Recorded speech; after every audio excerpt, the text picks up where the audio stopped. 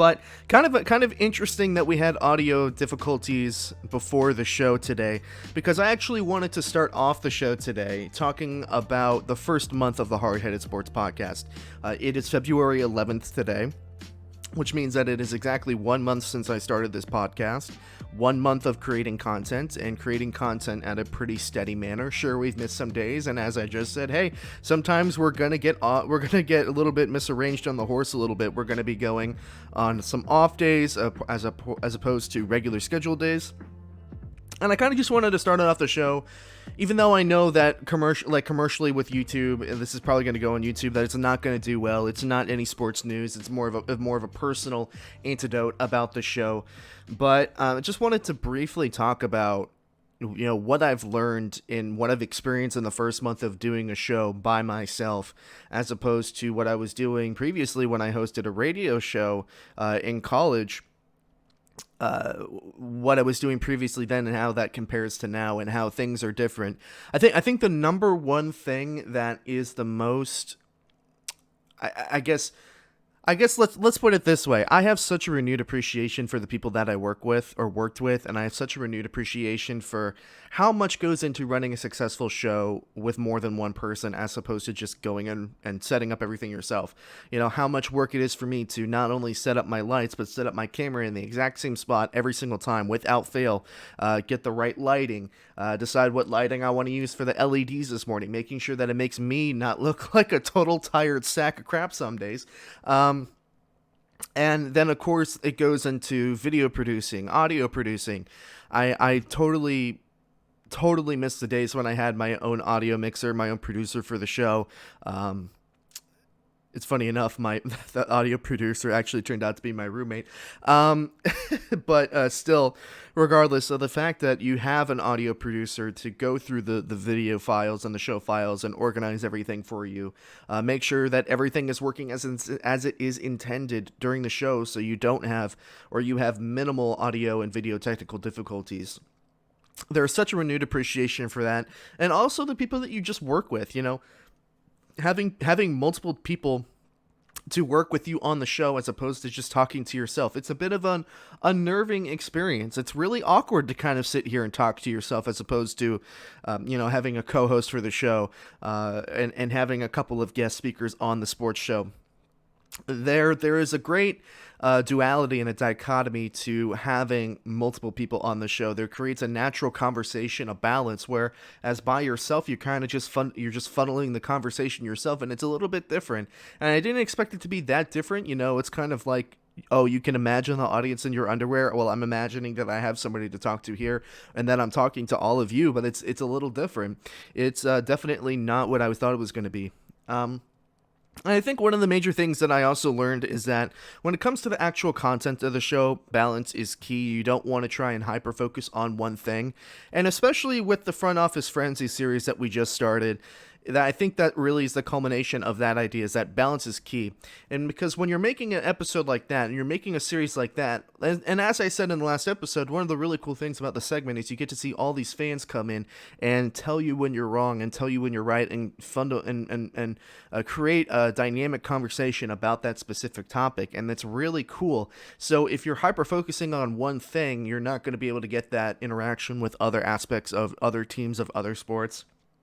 And also balancing the positive and the negative. Not everybody wants to be negative all the time, and not everybody wants to be positive all the time. Sometimes you're going to have to talk about uncomfortable things. It's kind of funny. One of the most uncomfortable videos that I ever had to do, or that I ever did while recording the podcast, was the Chad Wheeler situation, which we're actually going to do a little bit of a follow-up today with the Chad Wheeler situation. But that was an uncomfortable video, and as I said during the video, I woke up extremely upset about what happened, and I felt like I had a voice to come on here, even though the channel was just starting. I felt like I had a voice to come on the show and say what I felt needed to be said, especially with how my perspective was on the situation, and that video did really well for a channel of the size. And, it's funny that not everything that you expect to do really well will do really well. And I'm talking strictly about YouTube at this point. And it's funny how, sometimes the positive videos that you think are going to do really good don't do as bad as the negative videos, or don't do as well as the negative videos. And, really, you don't want to be too overly positive, but also you don't want to be too overly negative. If you're talking about negativity for about 30 minutes of your show, and then maybe you go into a positive, I think the tone in which you leave the show is everything. So if you're talking about super negative content for 30 minutes and then you just end the show, it seems like, well, wow, that show actually was like a little bit of a downer. And, I think when you have a show like this, sports are supposed to be fun. Sports are to be something that is enjoyed by most people and is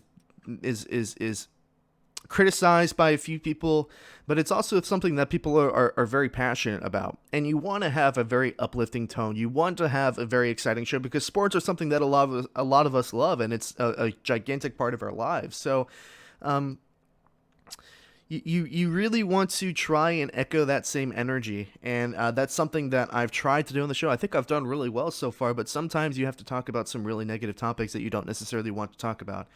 And it's also a little bit different from writing a story, because my main occupation obviously is writing. I write my words. I don't have to formulate sentences coherently back to back to back to back to back to form a coherent argument, as opposed to me just sitting at my computer and typing up a story and formulating how I want the story to flow, how I want to convey this message, where I want to put this stat line, or where I want to put this stat line. Is this quote better here, said by this person, or is this quote better up here by this person? And while you get that decision when you're writing, because writing is a process, and something that maybe people don't really know is that most writers for your favorite football team, so just like I don't know, take your favorite or your ESPN allocated sports writer for your favorite football team.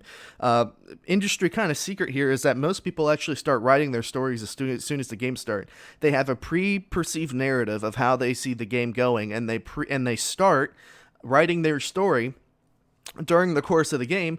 So by the time that the game ends, all they need to do is go to the press conference and get some quotes, and then that's the story. So if you're ever wondering, well, like, wow, this guy got out the story really fast, is that he just that a gifted writer? It's like, no, he just started early. A little bit of an industry secret there. But writing is a process, and that's something that you don't really get when you're recording a show. You do everything manually. You stumble over your words. You stutter like I'm doing now. You have to formulate coherent sentences and can construct your argument on the fly, and that's a fly by the seat of your pants aspect of the show that I was not expecting at all. But it's something that I actually really enjoy, because I think when you're flying by the seat of your pants, I mean, I'm not talking about just being generally disorganized, but when you're flying by the seat of your pants, sometimes it can lead you down to trains of thought that you never would have thought of previously if you're like just reading from a note sheet, or you're writing a story and you're going about the way that you're writing a story in one specific way, and you don't open yourself up to thought, that different types of thinking that maybe you would have been not prone to if you're just writing a story. And also, it allows people to respond to you and give ultimate or other perspectives faster and more directly than it would when you're just writing a story. So I think that's most of everything that I've learned so far, or relearned. A lot of this is kind of a reevaluation of how I perceive things before I started the show as to how I perceive things now. And most importantly, I mean, I think the progress that we've had with the show so far, based on, what I'm able to do. I'm just one man by myself in my apartment doing all of this by myself. And I think it's turned out really well so far. And even for a channel and for a podcast that's 1 month old, I'm very proud of the product, and I can only see myself getting better at this as time goes on. One of the things that I want to do is I want to start getting all of these in one take. The audio and the show is done in one segment, but there are some days where I'm just butt tired, and it takes me a couple of tries before I start going and I start getting into a rhythm. There'll be like 2 or 3 times where I have like 5-minute segments where I'm just trying to get into and trying to get talking, and it's not working. So maybe that's one thing. That's one thing that I want to work on moving forwards. But otherwise, I'm very happy with the progress. I'm very happy with what I've been able to do, and I'm very thankful that for those of you who have recognized the content so early on and have subscribed to the channel, and who are listening to Spotify, Apple Podcasts, Google Podcasts, everywhere that the podcast is available. And one thing that I definitely need to start doing is I need to stop drinking coffee during the show because it is absolutely delicious, but it completely wrecks my voice. And it gets very lip smacky, as you can tell.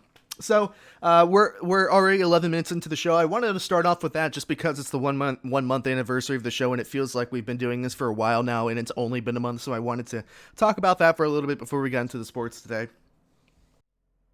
Hey everyone, thank you so much for watching this segment from the Hard Headed Sports Podcast. You've heard what I've had to say, now I'm interested to hear what you think as well. If you enjoyed this highlight from the show and want to watch more highlights from the show as they come out after the show's completion, you should definitely subscribe to the YouTube channel, and if you're interested in listening to the entire show in its full-length entirety, you should follow the show on Spotify, Apple Podcasts, Google Podcasts, and Anchor. Thank you so much for watching. I will see you all very soon.